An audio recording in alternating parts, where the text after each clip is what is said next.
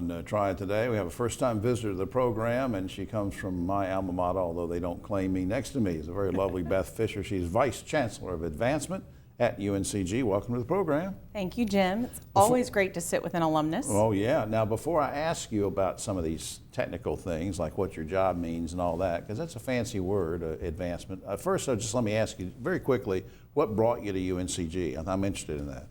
Well, a couple of things, actually. So first, the leadership. Chancellor Gilliam and my peers across campus, great people at UNCG, really fantastic. But the thing that really sticks with me and has a lot of heart is that my mom is also a graduate. Right. In fact, none of my grandparents had a college degree, so much like a lot of our students now, she was a first-generation college student. And I know that the degree from UNCG changed her life, and it certainly created opportunities for me, and I am here to help do the same thing for our students. Great legacy there, I'm glad. Now let me get to the technical stuff. It says Vice Chancellor of Advancement. The folks at home might be sitting there and say, wait a minute, what does that mean? Yep. What do you do? A lot of things, which is why I like it. But what does it mean? I serve as the leader of the team that builds relationships with our donors, with our alumni, and in our community.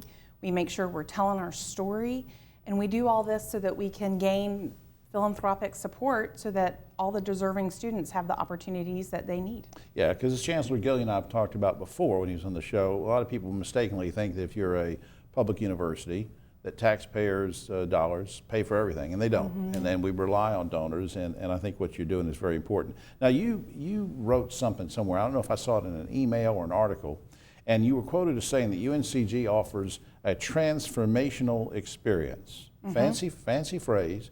Transformational experience for students. What did you mean by that? Well, it's a lot like my mom. We serve a very high financially needy population. 80% of our students receive financial aid. Almost 40% are first generation.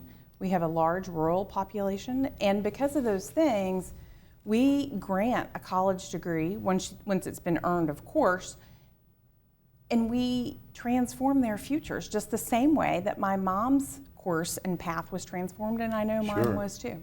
Do you think that, I mean, if, of course, you weren't here 20 years ago, but I mean, in the statistics that you've come across, do the alumni from UNCG tend now to stay more in the area or less in the area after graduating than they might have 20 years ago? Right, that's a great question. So we have 120,000 alumni, 35,000 are here in the Triad, 75,000 are in the state or within about 150 miles of campus. Now say that again, 75,000 are within 100 miles of here?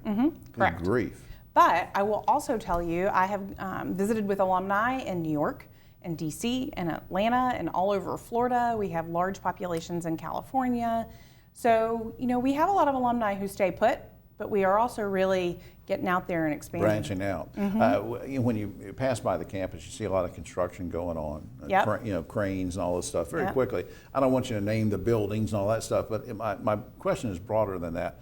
All the new building, the things that are going up, are they going to contribute to this transformational experience that you've talked about? Absolutely. There's so much momentum on campus. It's one of the reasons I'm there. And yes, we're building new STEM labs. We are hoping to expand and renovate our library.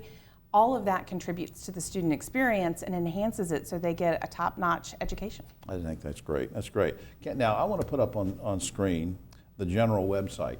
And it can take you to a lot of places to learn about the university, www.uncg.edu. I'll say it again for the radio listening audience on WSJS, uncg.edu. So if you're interested in going there, if you're a high school student or a parent or a guardian, if you're interested in making a donation, if you're an alumnus who would like to get more active, there are all sorts of places you can go on that website to find out. Beth Fischer, thank you for coming. Thanks, Jim. Thanks for all you do for the university. Thank you. We'll be right back after this.